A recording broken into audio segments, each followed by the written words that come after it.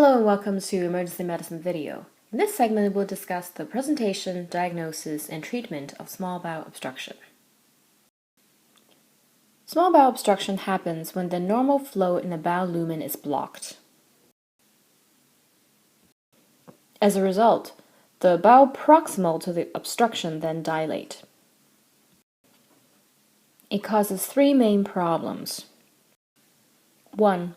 There's no passage distal through the lumen anymore. That leads to vomiting, and patient is now unable to tolerate oral intake. Second, the bowel wall now swells more and starts to ooze fluid into the peritoneum.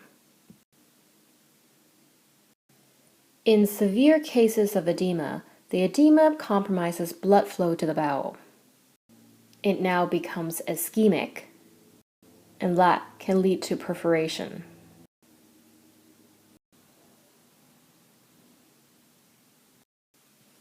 What causes small bowel obstruction? It can be something on the outside of the bowel or something inside the bowel. On the outside, anything that causes scar tissues or adhesions in the peritoneum can cause bowel obstruction. It happens when the bowel is being caught up in the adhesions. Adhesions are caused by previous surgery. This is the main cause of small bowel obstruction. Less commonly, the small bowel can also be caught if there is a hernia. In the bowel itself, inside causes of small bowel obstruction include masses, narrowing or strictures,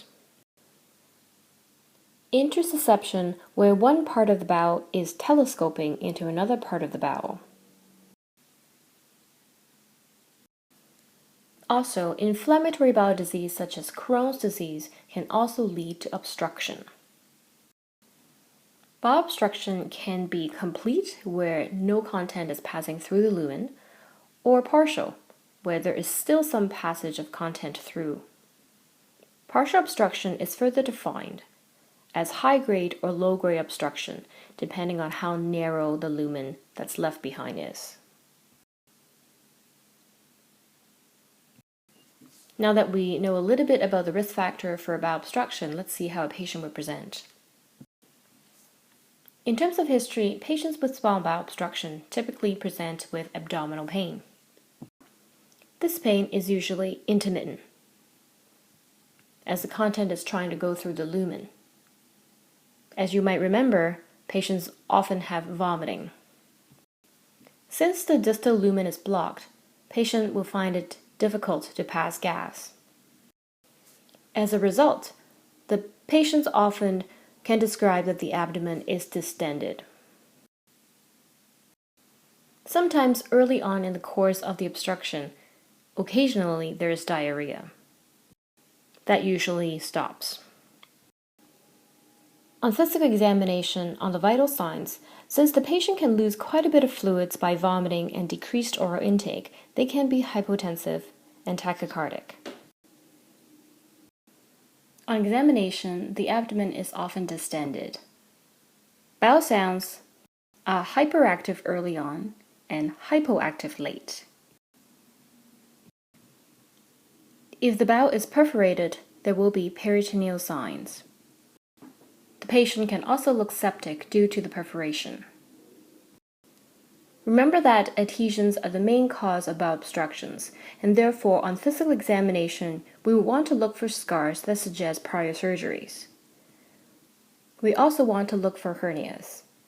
In male patients, that includes the testicular exam. Let's move on to diagnosis. The diagnosis of small bowel obstruction starts with plain radiographs. We would order an upright chest X-ray, an upright and supine abdominal X-ray. There are a few things we look for specifically in each film. On the upright chest X-ray, we will look for any air under the diaphragm that suggests a perforation. So in this schematic, these two curved structures are diaphragms, and you want to look for free air underneath that on the upright chest x-ray. It may look something like this. So here is the diaphragm, and here's the diaphragm somewhere over here, which you can't really see very well. And the free air, as you can see very well, on top of the liver between the diaphragm, especially on the right side. It's hard to see free air on the left side. It's also important to note that if there's only a small amount of air, that may not be easily seen on the upright chest x-ray. On the supine abdominal film, we'll be looking for distended loops of bowel. That's more than 3 centimeters. Also, in complete obstruction, there's no air in the colon or rectum. As seen in this x-ray, you can see that the small bowel loops are quite distended. They're more than 3 centimeters if there's a marker available. And this is quite typical of the pattern seen in small bowel obstruction. The second thing you notice is that this would be where the rectum would be, and normally you see this black gas pattern around in here as well, but in a small bowel obstruction, sometimes you will not see any air in the rectum. The last x-ray we do is an upright abdominal film. In the upright abdominal film, we're looking for air fluid levels. Air fluid levels occur when there is nothing going south in the lumen, and so the fluid that's in the lumen itself sits in a pattern that looks like ladders, and they're perfectly horizontal lines. On a film, they look like this. So these would be air fluid level that you can see in multiple levels all across the lumen of the small bowel. Air fluid levels can also be seen in patients with gastroenteritis as well, or ileus post-abdominal surgery. It doesn't necessarily have to mean obstruction, and so air fluid levels need to be taken in contact with the patient who's presenting. Sometimes if the patient is unable to sit upright because they're very uncomfortable, you can also do a lateral decubitus view, having a patient lie on one side, and that can also see air fluid levels as shown in here. In patient with a large perforation, even on the decubitus film, you can still see the free air that's between the chest wall and the liver edge. The sensitivity of X-ray in bowel obstruction is about 75%, and the specificity is about 50% only. In cases where the plain films are not helpful, we move on to CT.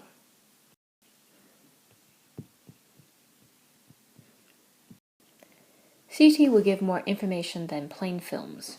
It will tell you what's causing the obstruction, where the transition point is for the obstruction, and how narrow the lumen is. It is also way more sensitive in picking up perforation.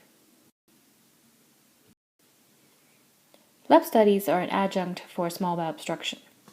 Usually for baseline, we order CBC, lights, creatinine as baseline study and to assess hydration status. If the patient's going to the operating room, we often will do type and screen and coagulation studies as well.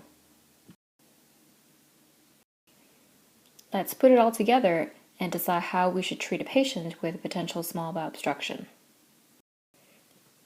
As with all things, we assess ABC. We ensure that the airway and breathing are adequate in the patient.